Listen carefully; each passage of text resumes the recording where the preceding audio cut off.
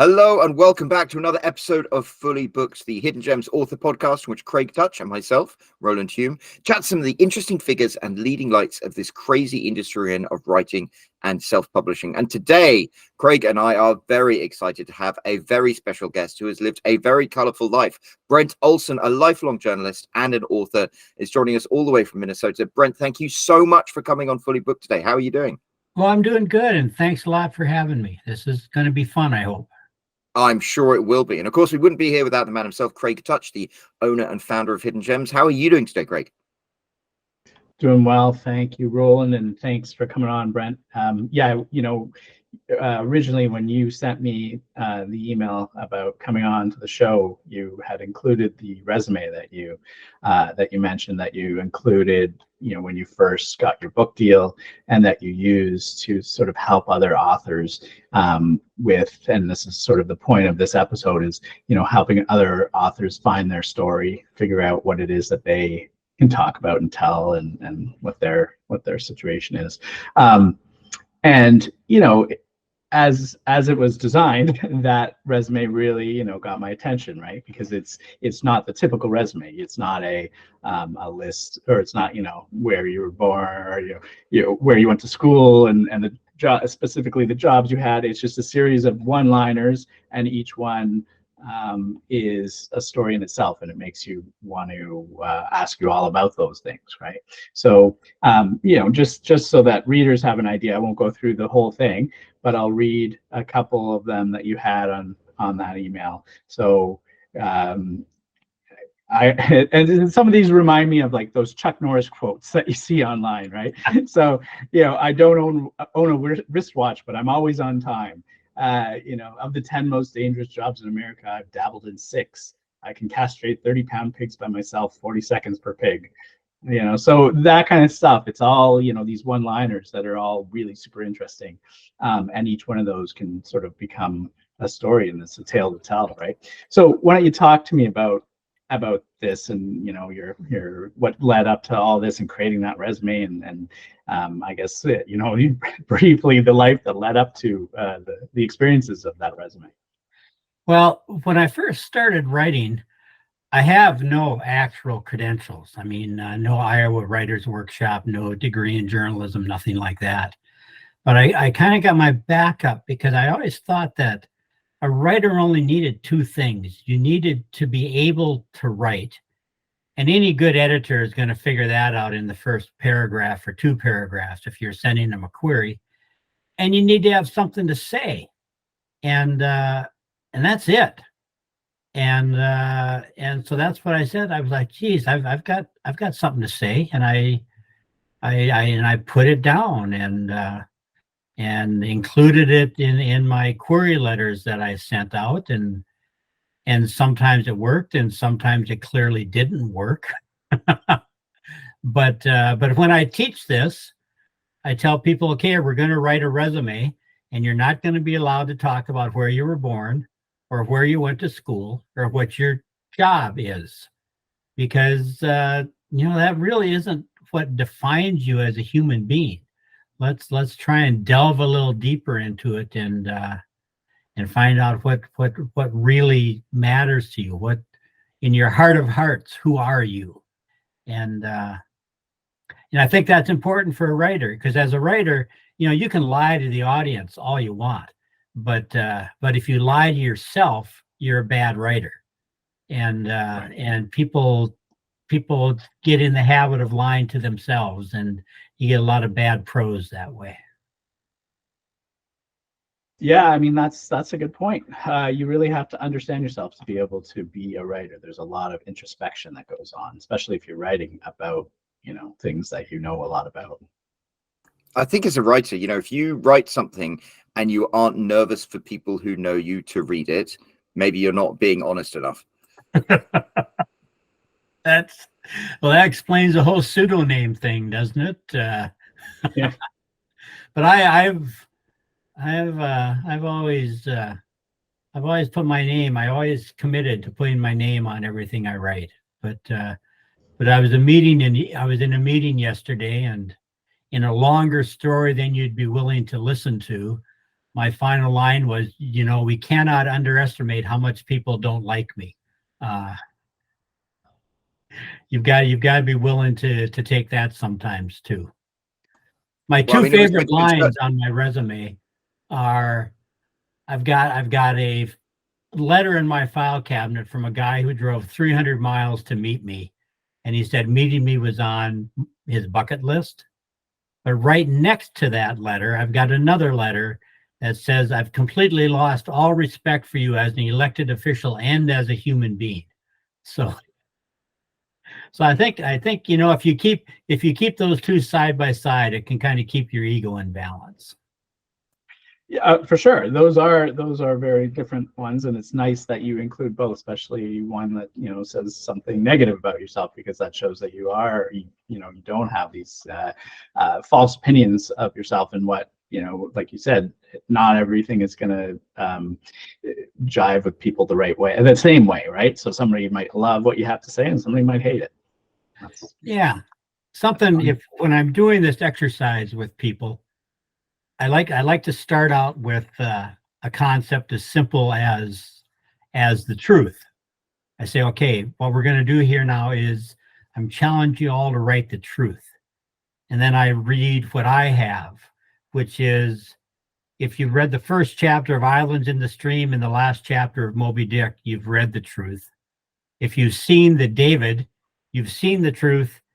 And if you've heard David Allan Coe sing, if that ain't country, you can kiss my ass, you've heard the truth. Yeah, I mean, listen. And it's fascinating what people come up with. Yeah, and I think that's like, everybody has this so different life, right?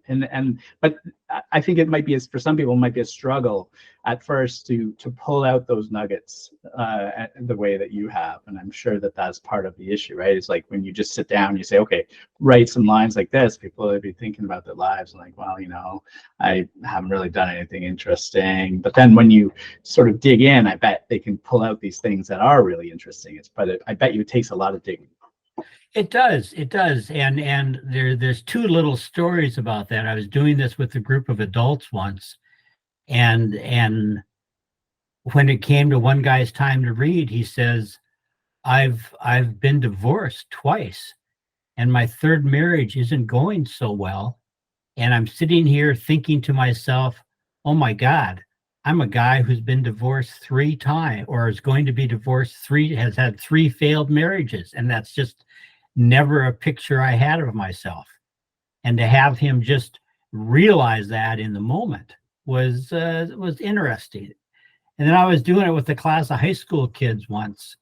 And I asked leading questions, like where would you go if you could go anywhere? And one of the young women said, if I could go anywhere, I would like to go to Antarctica, because I want to see what nothing looks like. And then she started to cry. And then she said, I don't know why I'm crying. And I went, oh man, I am suddenly way above my pay grade in this exercise. But it led her to a place she didn't expect to go. And that's what I like about this. Yeah, hopefully she figured that one out eventually. I can imagine, because when you were talking about doing this as an exercise for people, and the idea, I was thinking to myself, what are some of the lines that I would write, and just like thinking about that for a little while, it was hard for me to think about it. But then you go back over your life and the things that you've done and that you've accomplished, which it's one of those things where you have that buildup of your life. So nothing really, it's like when you see a kid every day and you don't see those changes, but then you've gone a few months without seeing them, and then you see them and all those, now I see this big change in them, right? So you've gone through your whole life and nothing sort of sticks out. But then when you really think about it, you can be like, well, you know what, that is a big thing. Like when I was young, I hiked through the Grand Canyon. I did things like that, right? So I could write things about that, and then it's an interesting thing to me to really look back at your life and try to pull out some of those things that are really, really interesting, that would be really, really interesting to other people, but maybe are mundane to you because you live them. Yeah. Well, and what's interesting is when I share this with broadcasters, with podcasters and interviews, and like the line they most often pick out is the part about castrating hogs, because I live on a farm. I live on the farm my great grandparents homesteaded in 1880. So what is a routine and mundane part of my past is something sort of shocking and novel to a lot of the people that in this world. So, I've never hiked the Grand Canyon. I would think that would be a fascinating experience to write about and explain about. Yeah, and that's the beauty of it, right? Because like you said, I have no experience with castrating pigs. For all I know, you said, I can castrate 30-pound pigs by myself, 40 seconds per pig. For all I know, everyone else who does it can do it in 20 seconds, right? Like, I have no idea. So to me, it sounds impressive, but maybe it's not. But I mean, I think to most people who haven't had that experience, it probably is very impressive. or novel, or interesting, or bizarre. Right. And that's I just really encourage people to take a step back and really think and ask some of those questions. Where would you go if you could go any place? What was the defining moment of your childhood? When did you first know your parents were actual human beings?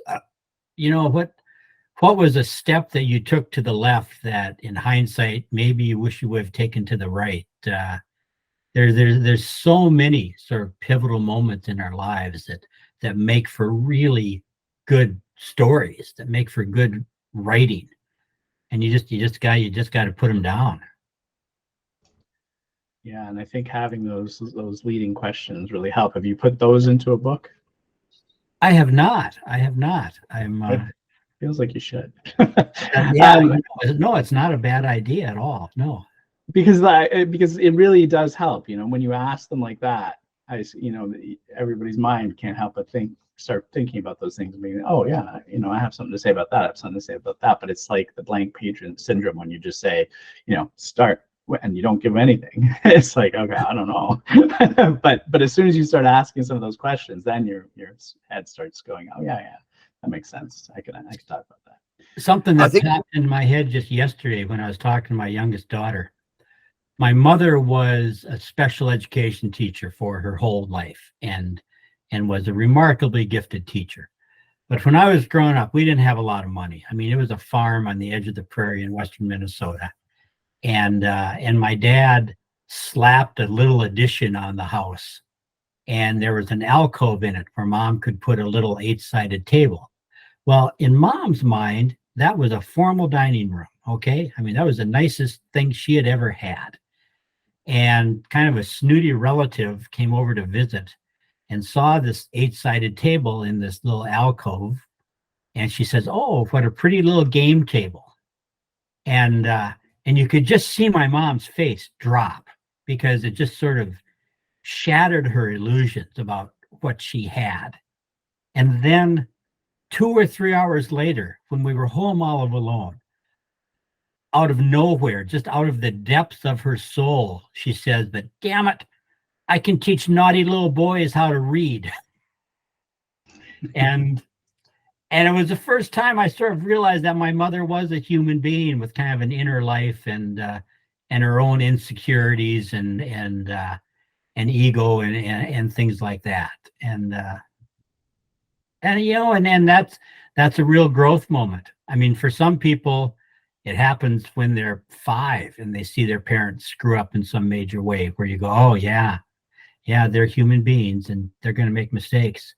Some people it's, till they're 20, 30, some people never really realize it. But that is, I would submit that's a defining moment for any human being when they realize their parents are actual people. And I bet you everyone has a good story about that particular moment.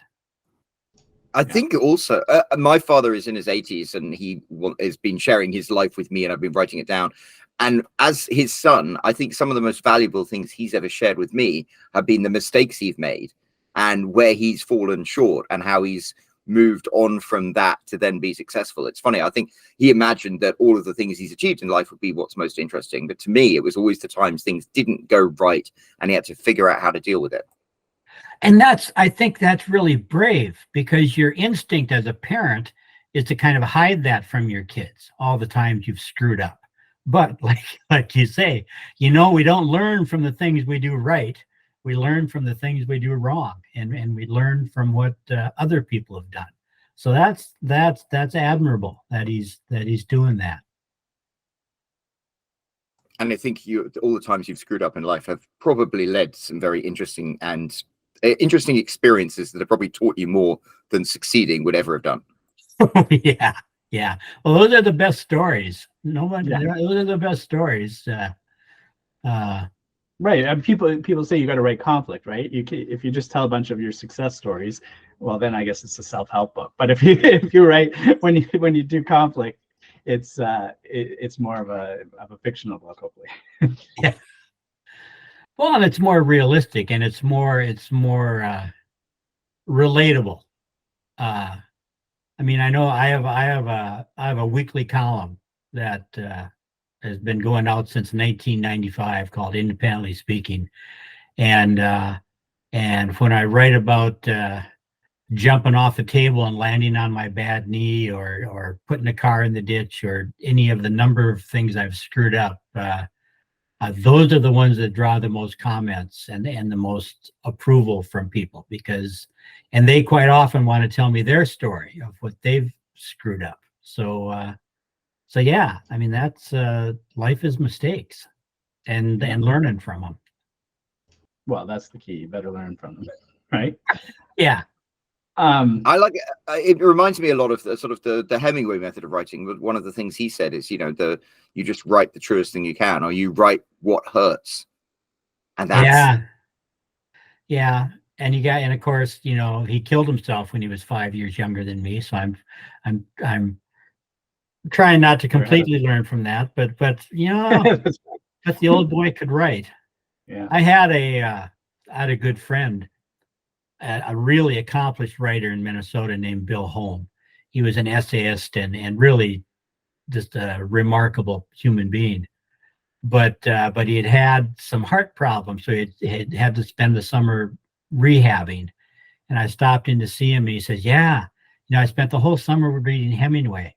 I haven't read Hemingway since I was in college in the 60s." He said, "By God, that old boy could write." I think it's very. I was going to say it's very interesting when you read a book the first time, often in college, like Hemingway. I think a lot of people's introduction is then. But when you read it when you're older, when you're perhaps closer to the age that Hemingway was when you wrote it, it's a different book.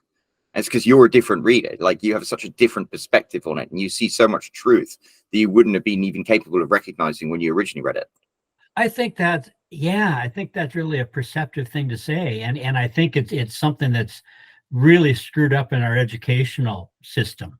Is we have high schoolers and people like that read stuff that they really are not in a position to appreciate yet, and then they get turned off by it and go, "Yeah, I don't like that stuff," and only later, if they go back to it after they've got a few scars.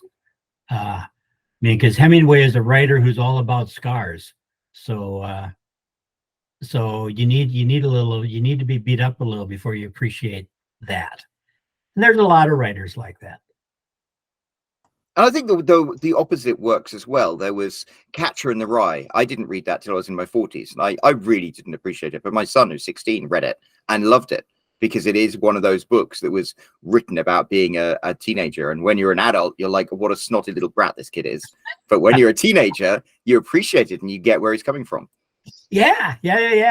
And that's what I wish curriculum developers would spend a little more time on is finding the right book for the right age. Yeah. Mm-hmm. I agree with that. And so what are the books that you've written? I think that they're, from what I saw from the titles, it looks like you've sort of got a mix of sort of fiction and nonfiction. Is that right? Yeah, I've got I've got that column that's been going out a long time. Right. So I've got 4 collections of essays, a lot of which are, collections of columns I've written. I've got sort of a quasi memoir, and then I have 3 novels. One is kind of a genre thriller. One is sort of a post-apocalyptic primer, and one is an alternative history. So it's one of the it's probably one of the many reasons publishers don't like me, because they like people to establish an audience, and stick with that audience, and Right. and I kind of get bored writing the same stuff. So I always want to try something different, which not everyone fully appreciates or enjoys. Right. And what is the your column about? It's called Independently Speaking. So it's basically whatever the hell I want to write about. So it's like your own sort of thoughts and philosophies. Sometimes I write about ducks. Sometimes I write about my grandchildren. Sometimes I write about politics. This week I am a county commissioner, which is a very low level elected official, and I was at a legislative meeting in the Twin Cities, and I found that when I get to the Capitol, everyone who works there to me looks like they're about 9 years old now, Right. and they're all dressed in nice suits and striding purposely down the halls, and I just walk around feeling like I'm everybody's grandpa. Anyway, a young woman looked at my briefcase and said, "Oh, I love your vintage briefcase." And I said, this briefcase was new when I became a commissioner. So I've decided I am not, in fact, old. I'm vintage now. Yeah, that's a much better I way like to that. describe I like yourself. that. Yeah. Yeah, because I was wondering too, like with all these, so the idea of pulling out these kernels and these nuggets, and then everything can become a story. But if you're a fiction author, I think there's still value in all this, right? And especially in the sense of the introspective, the introspection it gives you of pulling these things out of your life, and then, like you said, realizing that everybody sort of has these sort of things in their life. Your parents, people that you meet, people that you're walking down the street and you ignore, they have everything like this going on in their lives too.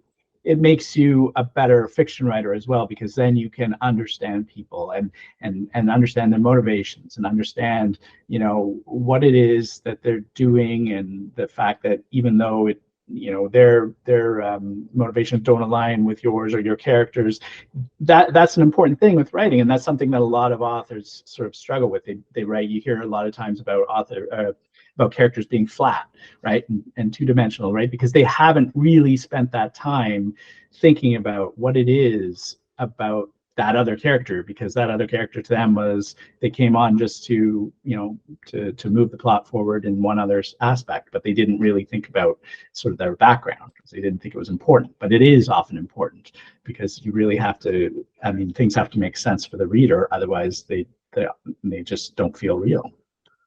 That's perfect, because for instance, I don't like horror novels. I never seek them out.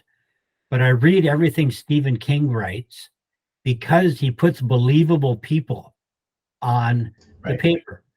And that comes, it only comes from life. The best writers I know are almost vampires, in the way they don't suck blood, but they draw stories out of people, so that they may be an English professor at a liberal arts college, but they know how a janitor feels because they've hung out with a janitor, and listened to their stories.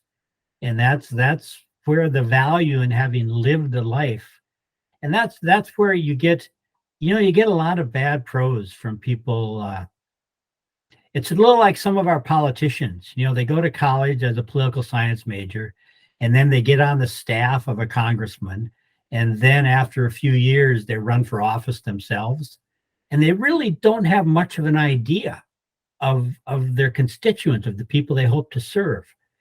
And if you go to college and you get an English degree, and then you go on and get your master's, and you're working as an adjunct professor, and that's been your world, it can be really, you've got to be really talented to write believable characters, of someone who's living in a trailer house and struggling, or a divorced mother of 3 who's been working in a dollar store because that's the best job she can get. So having lived a life and acknowledging that you've lived a life and tapping into those stories, oh man, I think that's a crucial part of developing your voice as a writer, to adding that level of believability to your characters. Absolutely. You have to experience, otherwise, I mean, you're writing in a vacuum, right? You're just making everything up. And which, I mean, authors, you have to make things up, but you have to come from a place of understanding and Authenticity, really. Authenticity. I think Yeah. going on these days about what is woke and not woke, and trying to put social messages in stories. I don't think it is the fact that people are trying to add diversity, because the world is diverse. It's when they're doing it inauthentically, when you see something that's shoehorned in there and it doesn't have reality behind it. And I think, as you said, if you're a writer and you are open-minded and you listen to people and you accept them as they are and then put them into your work exactly like that, that's where you get to have an authentic sounding voice. Whereas if you take somebody who is an archetype and a tick box and a demographic and you just try and shoehorn them in there, then it's going to sound wrong and people aren't going to like it. And I think that's the difference. Yeah. In fact, I just got an email yesterday from a writer who wrote a really popular book, and this was in Canada, in Montreal, and 20 some years ago, maybe 30 years ago, and it's used in schools a lot now. And she just got a message from some teachers saying, we liked your book, but we wish there was. And the book is a lot about a little boy who's in I've never read the book, but a little boy who's in like a Christian school, and how this, how his life develops.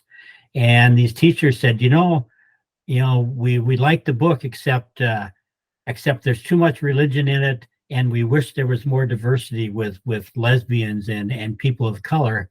And but like the world this little boy is living in, that there were no people of color, because it was a Snow White environment. So as you say, to shoehorn someone in there who really wouldn't be there, that's just you're pandering then. And I think it's disrespectful to the reader.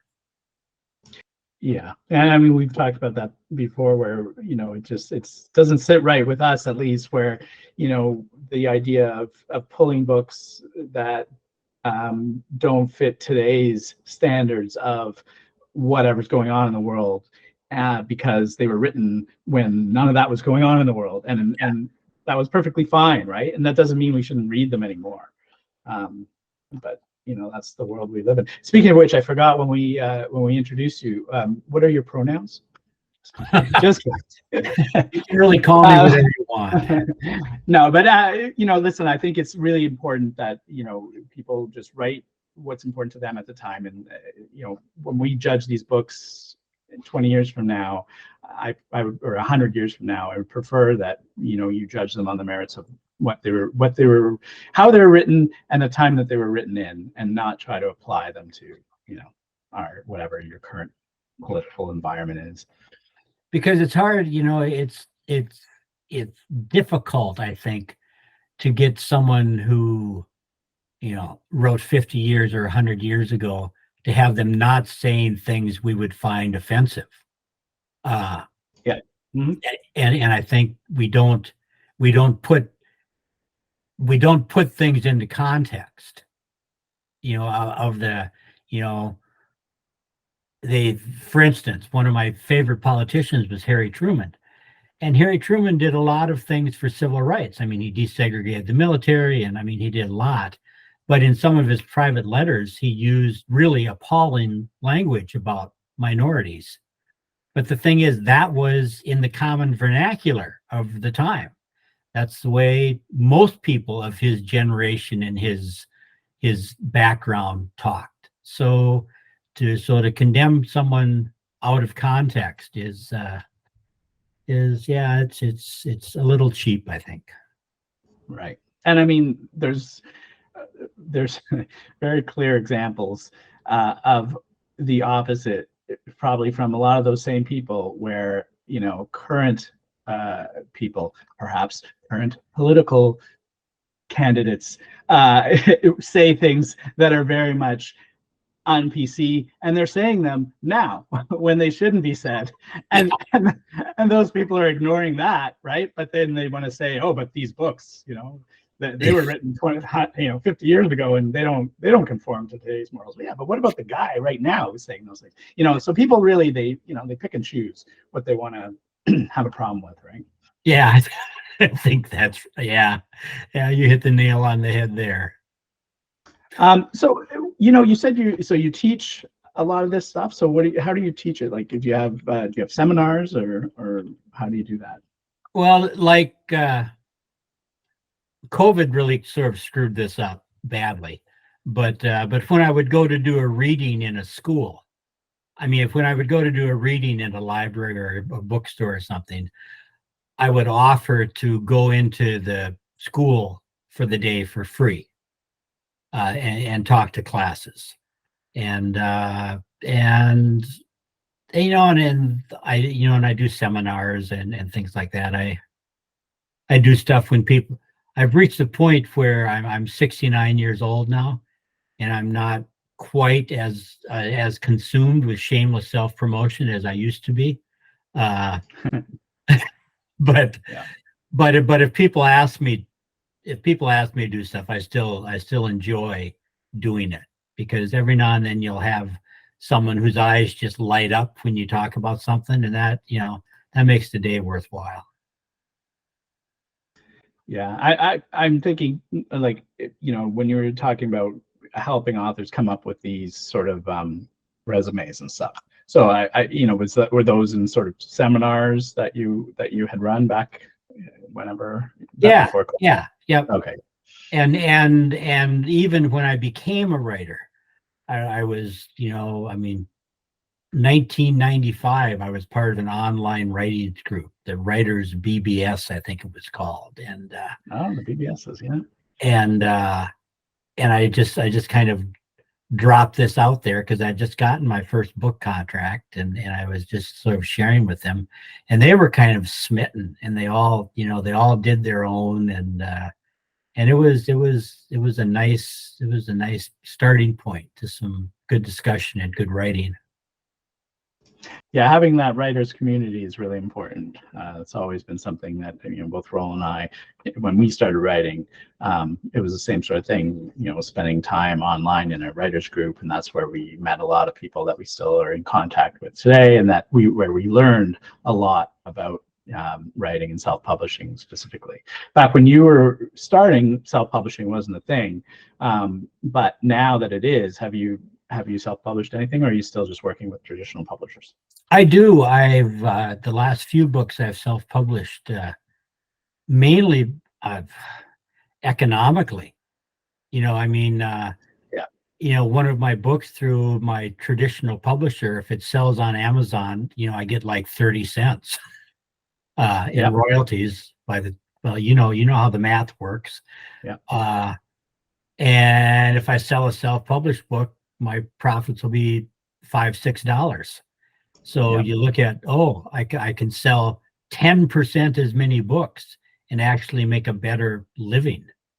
And so yeah, it's interesting. When I first started, you know, there were a lot of small presses out there, which were wonderful. You know, people who were really passionate about it, and they do 3 or 4 books a year, and it was a good entree to a beginning writer. and those are largely gone now. But it's so much easier to self-publish than it was, and it's quasi respectable now to do it. And Right. so you do get a lot of bad books out in the world. Absolutely. Yeah. But but you've got a better chance to get your work out where people can appreciate it. Yeah, and I mean, like you were saying, this is sort of came from something you had mentioned before. That why I brought it up is you said, you know, you write in all these different genres, which makes it harder for traditional publishers to want to work with you because they want you to stick to your lane, right? But that's one of the beauties of self-publishing, is you don't have to worry about that, and that's one of the things that self-publishing has opened up is you know, genres, subgenres that publishers weren't willing to take a chance on in the past. Authors have gone and just published them and created whole new markets that didn't exist before, because the traditional publishing world didn't want to take those chances. So I think that's another way that, you know, it really has benefited people besides just you know, financially making a lot more per book. Yeah, I like a terrific example would be Andy Weir, The Martian. Yeah. You know, I mean, he basically wrote that online. He had put a chapter up, and then he would hear from scientists and researchers go, no, that wouldn't work. You know, if you want to do this would work. So he'd rewrite the chapter, and he developed a following, and wrote a really good book, and got picked up by a big publishing company, and he got turned in a terrific movie. And first of all, he can really write. And he has a terrific imagination, a stunning imagination. But he's a guy that without self-publishing, without the internet, probably wouldn't have had a career, you know. Yeah. And you're right, his books are amazing. I just mentioned him in an article, and self-publishing was something he became so successful that a regular publisher came and asked to publish his books, and that's something you see happening so much more often these days. Yeah. I mean, it's, you know, there's a lot of heartbreak in trying to be a published writer, trying to get your work out. If you think you've got something to say that people want to hear, and getting it out to them, there's undeniably a lot of heartbreak. But when it works, the payoff is pretty incredible. Well, I mean, self-publishing has allowed everyone to tell their story. It's just whether or not they can find the audience for it. That's still a more difficult thing, right? There's so many books out there now, and then having to, you know, figure out how to be a marketer and a publicist and everything yourself is not everyone's forte. You can be a great writer, but a terrible promoter of your own stuff. So there's still that barrier because of that. Yeah, and geographically, I mean, like, so I live 180 miles west of Minneapolis, St. Paul, and I remember. Okay, let me give you this example.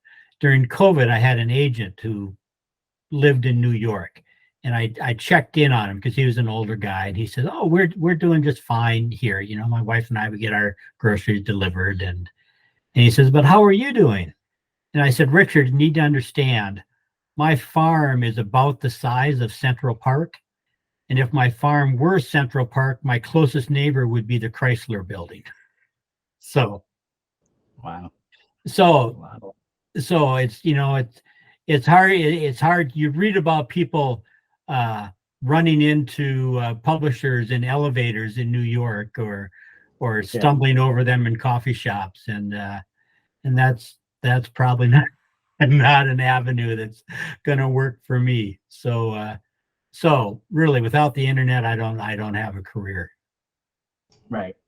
And I mean, for those people even that do run into those others, you want to have your pitch ready to go, which is why having that all broken down like you have with your resume, right, where you've thought of all these important things to just say to somebody, to sell yourself or to sell your book idea is really important. Yeah, I think you're right. I think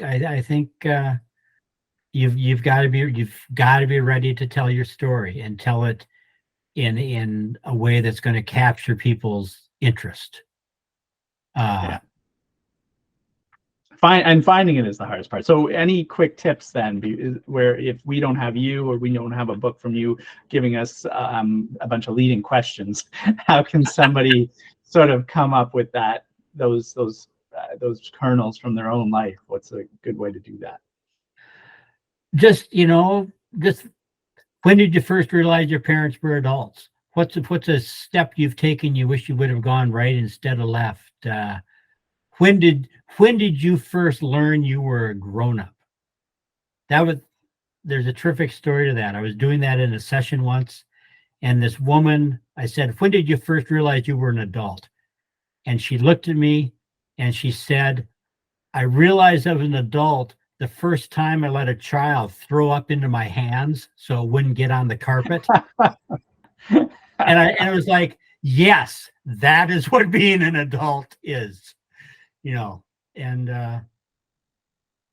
just ask yourself, be a little introspective, look back over your life, and look ahead. Think of what you would do if you could do anything, where you would go if you could go any place, what you would want your future children to be good at. Just ask yourself all sorts of questions. It's that sort of like a bucket list sort of thing, but I guess you can work that in reverse as well, right? You can think about your bucket list 20 years ago and how many of those things have you done? And if there's any on that list, that probably is one of those things that would be interesting to tell people. Yep. How full is your bucket? How much have you accomplished on the bucket list? It's sitting down at a keyboard and being a little introspective and trying to think about things. One of my books it's titled Papa, and it's about becoming a grandfather. And the subtitle is Figuring Out What Matters. And I think as a writer, that's if once you figure out what matters, everything else sort of falls into place.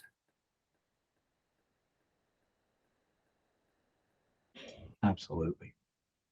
I think that if an author is trying to come up with this list and they're having, a lot of problems with it, I wonder like whether that tells them that, maybe they're not yet ready to be as honest with themselves as they need to be to write that book. Like if you really can't come up with anything about your own life, then maybe you haven't lived enough. Maybe you haven't, or maybe you're just not introspective enough to really be able to create the kind of authenticity that a book really needs.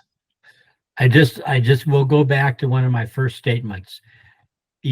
Fiction writers in particular, they lie to their audience all the time, but you have to tell the truth to yourself. And if you're lying to yourself, I'm afraid you're a bad writer.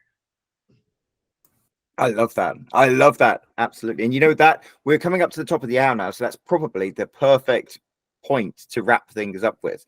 But what great advice. Well, thanks. I'm at the age where it feels good to maybe help someone get a leg up. So I hope this works. Absolutely. Well, before we wrap things up and ask Brent where everyone can find his work and stuff, do you have any final questions, Craig? I really enjoy this conversation because I really think that it makes a lot of sense to be able to understand yourself. I mean, I'm a psychology major, so to me, it's kind of more natural to be always thinking about motivations and backgrounds and histories of myself or of people and what caused them to be who they are and the choices they make and all that stuff. But I think it's not always so natural for everyone. And to write, I think you really hit the nail on the head. You have to be able to be honest about yourself. So thanks for being so honest and coming on and talking to us about this today. Well, I'm glad you didn't delve into some of the more embarrassing lines. I appreciate that. So, Brent, where can people find out more about you and discover your writing and your column that you write? Well, I have it. My column is on Substack. Also, after people pay for it, a few days later, I put it on an independently speaking Facebook page, and then there's a website, Brent Olson Online, And of course, all 8 of the books are on Amazon. I mean, if you Google Brent Olson, I'll show up pretty quickly. That is brilliant. Well, we'll obviously put a link down below in the description. And if you're interested in learning more about Brent and you scroll down to find that link, why not leave him a comment? Why not leave a comment to let Brent know how much you have appreciated all of the wisdom that he has shared with us today? And while you're down there, you could also give him a like and hit that subscribe button if you haven't done so already, and hit that bell notification to get notified every time there is a new episode of Fully Booked. And of course, there will be a new episode next week. Thank you so much, Brent, for joining us. Oh, it was a pleasure. It was an absolute pleasure, really. And we'll be back next week with a brand new episode of Fully Booked. So cheerio.